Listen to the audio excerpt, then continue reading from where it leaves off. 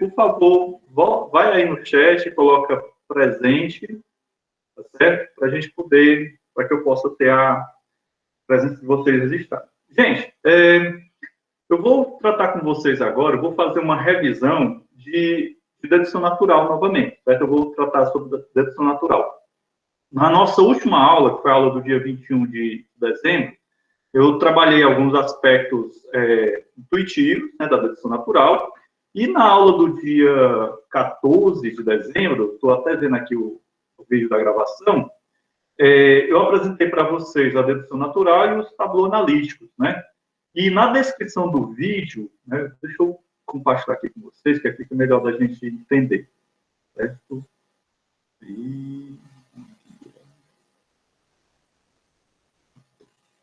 Então, na descrição do vídeo, como vocês podem observar aqui, né, eu sugiro vocês darem uma olhada nesses dois links, né, uma abordagem da dedução natural que foi citada no vídeo, parte 1 e parte 2.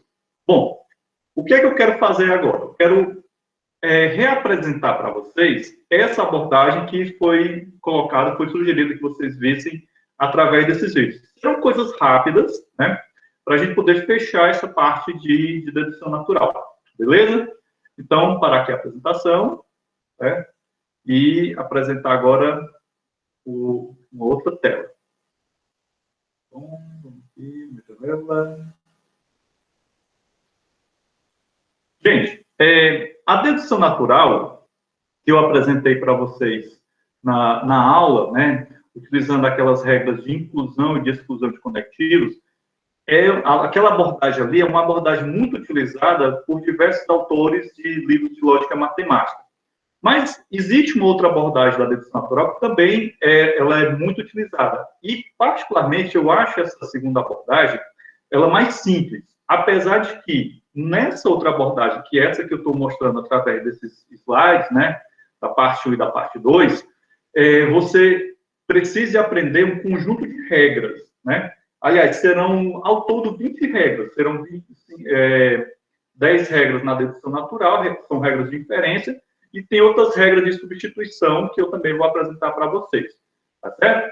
Então, já as regras de inclusão e de exclusão de conectivos, que foi apresentada na aula do dia 21, se não me falha a memória, ela parece ser um pouco mais complicada, só que você precisa aprender menos regras, né? Essas outras regras que eu vou apresentar agora, que eu vou reapresentar, que eu pedi para vocês darem uma olhada por conta própria, eu poderia chamar digamos assim, de abreviações, né? Elas são formas mais simplificadas de trabalhar tanto com a inclusão quanto com a exclusão de conectivos. Vocês vão prestar bem atenção e vão ver que há uma semelhança bem grande.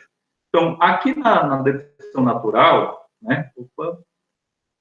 Certo? Primeira coisa que a gente precisa rever é a questão do que vem a ser um argumento, né? Então, aqui eu defini o que é um argumento. No argumento eu tenho premissa e tenho uma conclusão. Um argumento ele é válido somente se a conclusão que ela é verdadeira todas as vezes que as premissas também forem verdadeiras, né? Então, nós não podemos ter argumentos válidos quando temos uma conclusão falsa, quando todas as premissas forem verdadeiras, certo? Entendido?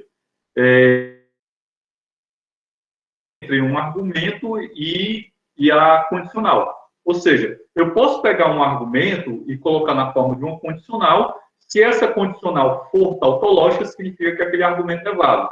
Então, significa o quê? Que nós podemos verificar a validade de argumentos utilizando tabela verdade. Só que a gente sabe que a tabela verdade é um processo mecânico e muito dispendioso. Então, se você tiver muitos símbolos proposicionais, a tabela verdade vai ter muitas linhas, então um custo computacional muito elevado. Por isso que a dedução natural ela é muito mais recomendável para avaliar a validade de muitos símbolos proposicionais do que a tabela verdade. Certo? Bem, dando continuidade aqui. E aí, nós temos algumas regras, né? Temos aqui a regra da adição. A regra da adição, ela parte do princípio que eu tenho uma determinada premissa e eu posso fazer a disjunção dela com qualquer premissa. Lembrando o seguinte, tudo aquilo que estiver acima dessa linha, né, é premissa. Tudo aquilo que estiver abaixo é conclusão, ou seja, aquilo que nós vamos derivar. Ora, nós assumimos que as premissas são verdadeiras. Então, se eu tenho uma premissa P que é verdadeira, e eu assumo que ela é verdadeira, né? Se eu fizer a disjunção dela com qualquer outra premissa, lógico que essa disjunção vai ser verdadeira. Isso foi algo que vocês aprenderam muito mais atrás, quando nós estávamos ainda lidando com a semântica da linguagem da lógica proposicional. Além da regra da adição, nós temos também a regra da conjunção. Cuidado para não confundir. Na regra da adição, eu tenho um único símbolo proposicional que eu posso fazer a disjunção com um outro símbolo proposicional e aí está válido. Na regra da conjunção, eu tenho mais de um símbolo proposicional que eu assumo como sendo verdadeiro. Nesse caso aqui, eu tenho apenas P e Q. Lembrando que esse P e Q, eles estão, como é que se diz? Substituindo, né, uma forma maior. Eu poderia ter uma forma bem mais complexa no P e no Q, certo? Então, aí são como se fossem variáveis, certo? Mas aqui eu estou assumindo que P e Q é verdadeiro, correto? Bem, aqui eu posso pegar essas fórmulas, fazer a conjunção e eu terei uma conjunção verdadeira.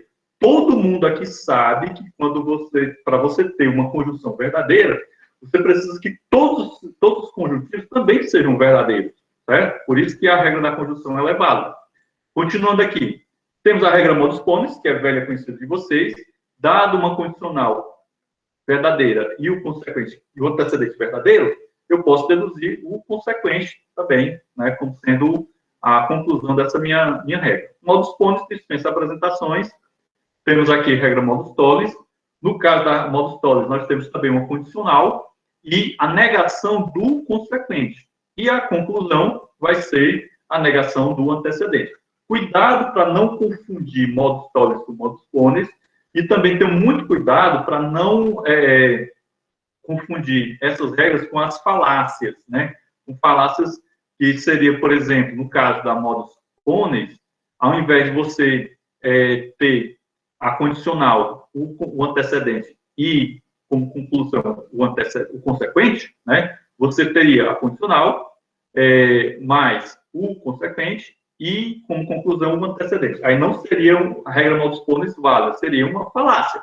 Né? Da mesma forma, se você tiver uma condicional, a negação do antecedente e, como conclusão, a negação do consequente, você também não teria modus tollens, você teria uma falácia.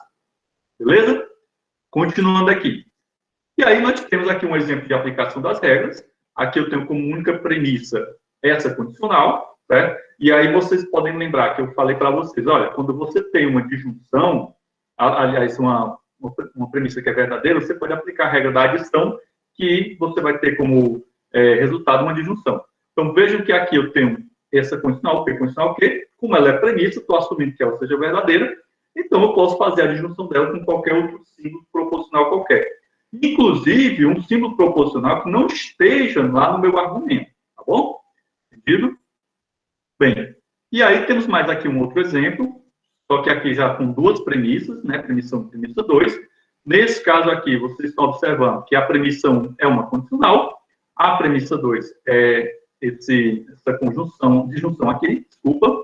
Observe que essa disjunção ela é igual ao antecedente dessa condicional, logo eu posso aplicar a regra modus ponens, né, tranquilamente nela, e obtenho o Q.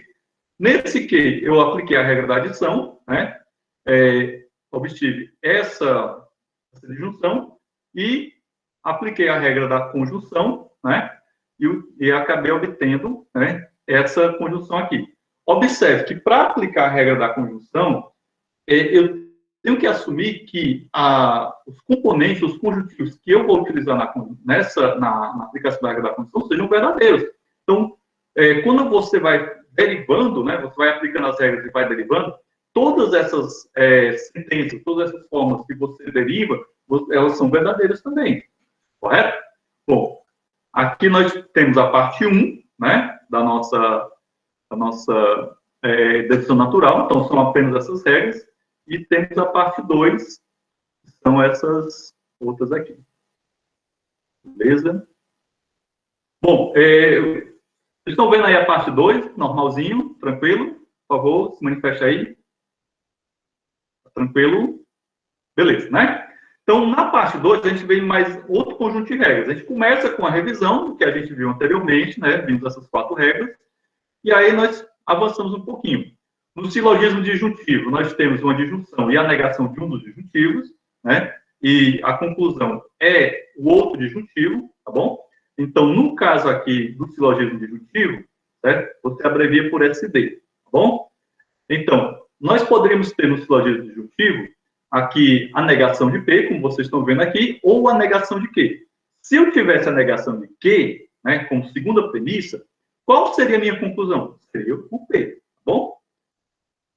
Logo em seguida, nós temos o silogismo hipotético. Vejam bem, não confundam os dois silogismos. O silogismo disjuntivo, o próprio nome já está dizendo, ele trabalha com disjunção. Então, eu tenho uma disjunção e a negação de um dos disjuntivos. No silogismo hipotético, eu tenho 2 condicionais. Só que tem uma característica do silogismo hipotético que é preciso que vocês observem com bastante atenção. Que característica é essa? No silogismo hipotético, eu tenho uma condicional, né? E uma outra condicional. Só que essa outra condicional, o antecedente dela é igual ao consequente da primeira condicional.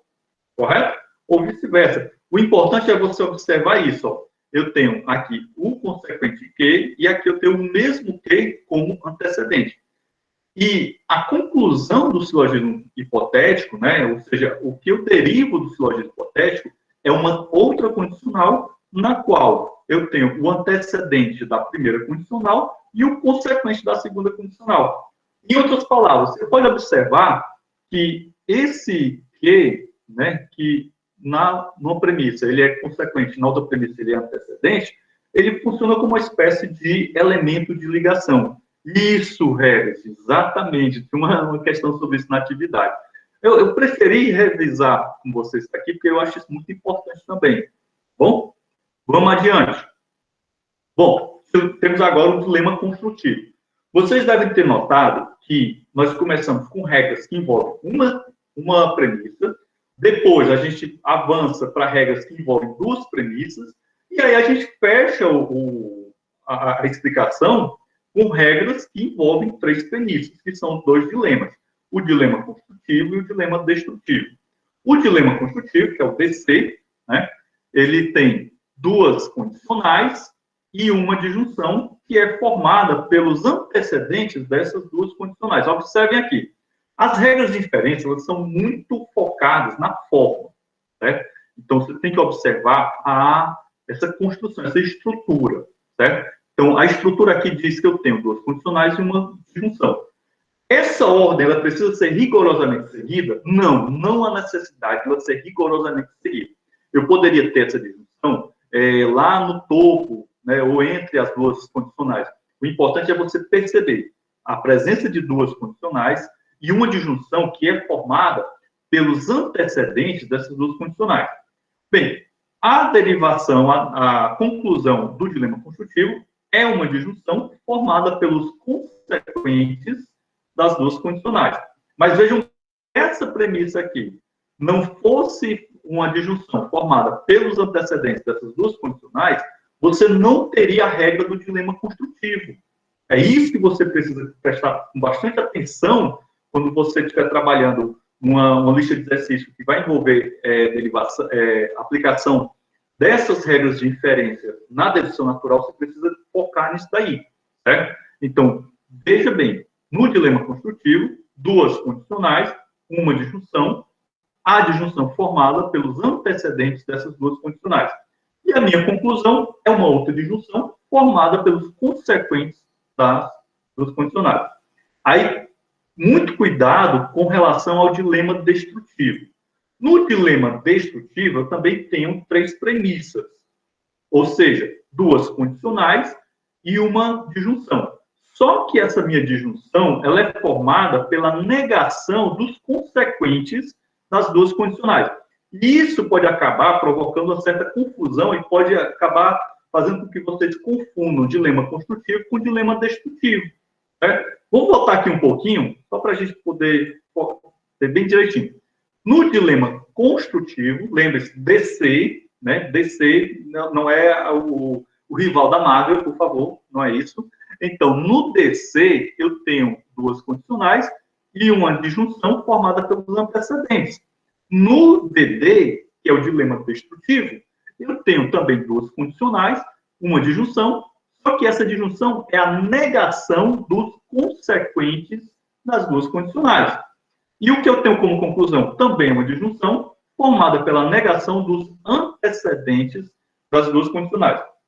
E aí você vai perceber o seguinte, os dois dilemas, eles acabam sendo, assim, complementares, né? Então, em ambos eu tenho três premisas, em ambos eu tenho uma disjunção, né, entre as premissas, em ambos eu tenho também uma disjunção com conclusão, só que a disjunção do dilema construtivo é formado pelos antecedentes não negados. A disjunção, que é premissa do dilema destrutivo, é formada pelos uma disjunção dos consequentes negados, certo? E assim sucessivamente, beleza? Acredito que ficou claro para vocês. Bom, temos aqui uma outra regra, que é a regra da simplificação. Aqui a gente volta para as regras que têm apenas uma premissa, né? No caso da regra da simplificação, eu tenho como premissa uma conjunção e eu posso simplificar para um dos conjuntivos dessa conjunção aqui. Então, no caso da regra da simplificação, se houver necessidade, você pode aplicar ela várias vezes, né? Então, eu poderia, nesse caso aqui, aplicar a regra da simplificação duas vezes e eu obteria o P e o Q. Se eu tivesse uma conjunção com mais de dois conjuntivos, eu poderia aplicar repetidamente a regra da simplificação? Poderia, tranquilamente, você pode fazer isso aí, certo? Eu estou preparando uma lista de exercícios para vocês, que vai ser a atividade 4, né, que eu não tinha feito durante o recesso, né, e vai envolver muito isso daí, tá bom? Por isso que eu resolvi dar essa aula focando isso aqui, porque a próxima lista é só dedução natural. Bem, e aí nós temos a regra da absorção. A regra da absorção, ela é a única regra dessas regras de inferência que eu apresentei para vocês aqui, que ela não simplifica a conclusão, vamos dizer assim. Então, vocês viram, né, que nas demais regras, eu tenho eliminação de conectivos e tal, muito parecido com aquilo que vocês viram naquela outra abordagem que eu apresentei anteriormente, né, na aula, né, nos aspectos intuitivos.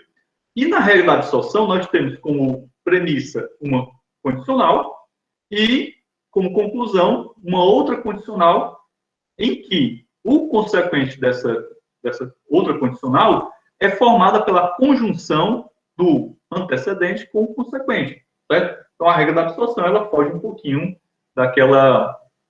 do que a gente viu anteriormente, beleza?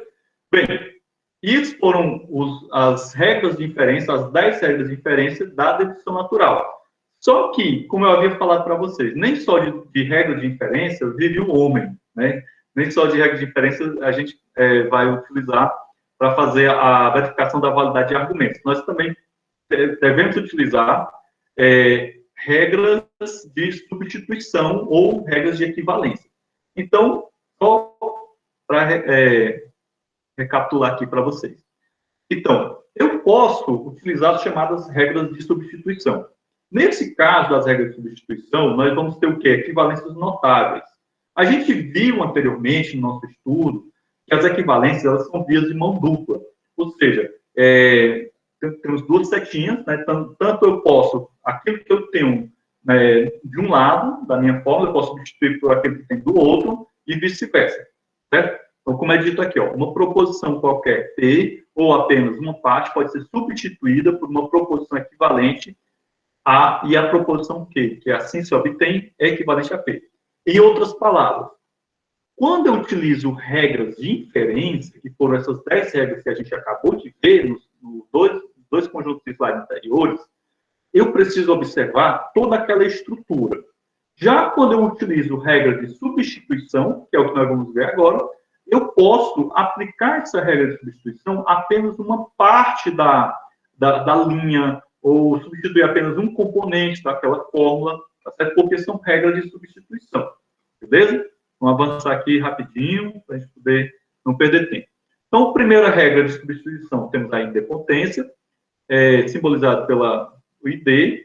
Então, se eu tenho aqui um P, ele equivale a P conjunção P ou P de junção P, certo? Então, se eu tiver um único símbolo proporcional P, eu fizer uma conjunção dele com ele mesmo, ou uma disjunção dele com ele mesmo, temos equivalência.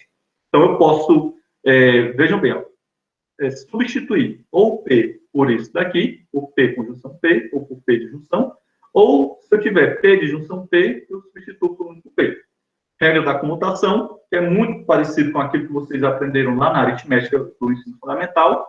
P de conjunção Q equivale a Q conjunção P, e o mesmo se aplica para a disjunção, certo? Comutação, é só lembrar da comutação lá que vocês aprenderam no ensino fundamental.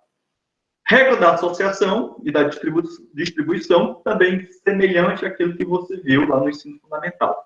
Na associação, nós temos aqui uma situação como essa daqui. Observe, nesse caso, eu tenho uma conjunção em que dois conjuntivos estão entre parênteses, né? Eu posso fazer essa substituiçãozinha aqui, que vocês estão vendo. E na distribuição, né, na regra dist, eu tenho aqui eu estou distribuindo a conjunção sobre a disjunção, né? E aí nós temos como resultado uma disjunção com duas conjunções como disjuntivos, ou eu posso distribuir, a disjunção sobre a conjunção. E aí, nesse caso, eu vou ter uma conjunção em que os meus dois conjuntivos são disjunções.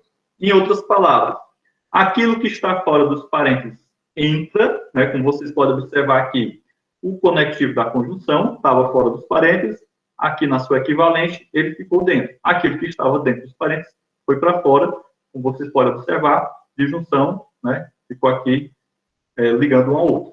Beleza? Aí temos a dupla negação, essa é velha conhecida de vocês. Regras de De Morgan também é bastante conhecida, né? Temos aqui nas regras de De Morgan, a negação da conjunção vale a uma disjunção com os dois juntivos negados, a negação da conjunção. Agora sim, a negação da disjunção equivale a uma conjunção com os dois disjuntivos negados. Beleza? E as regras que envolvem condicional e bicondicional, as equivalências. Essa primeira equivalência também é bastante conhecida, né? Então, eu posso substituir uma condicional por uma disjunção em que o antecedente está negado. Na regra na bicondicional, eu tenho essas duas substituições possíveis, certo? Temos aqui a regra da contraposição. Não confundam regra da contraposição com a regra, meu Deus do céu, agora me fugiu, com a recíproca, certo? A reciprocidade. Isso aqui eu vou tratar em outro momento com vocês. Então, contraposição, eu tenho uma condicional e a equivalente dela é uma outra condicional em que o antecedente vira consequente, negado, como vocês estão vendo aqui, ó, o P era antecedente, ele virou consequente, né, ele agora é consequente, só que negado, e o Q, que era consequente, ele agora é antecedente negado. E, por fim, a regra da exportação e importação. No caso aqui, pela regra da importação e exportação, eu tenho uma condicional em que o antecedente é uma conjunção. Isso equivale a ter uma condicional em que aquele antecedente, né, aquela conjunção, aquele conjuntivo fazer parte do antecedente, ele vai ser um antecedente dessa nova condicional. Quando você olha aqui para a regra da importação e exportação, você vai lembrar da demonstração condicional, que foi uma das ações que a gente trabalhou anteriormente. Inclusive, a gente trabalhou lá no Kahoot. Na demonstração condicional, ó, observem bem. Quando eu tenho isso aqui, ó, essa minha condicional aqui, eu posso, né, ter o que condicional é como se fosse a minha conclusão, certo? Esse P seria uma espécie de premissa, certo?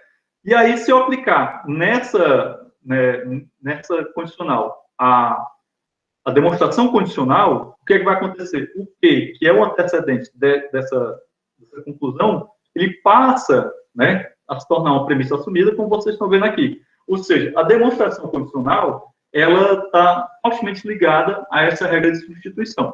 Beleza? Até aí, tudo bem? Bom, gente, então, com isso aqui, a gente faz uma revisão dessas regras que eu espero que vocês tenham visto, né, lá quando nós tivemos a aula do dia 14, eu até coloquei lá no vídeo, certo? Entendido? E assim a gente encerra essa parte de dedução natural.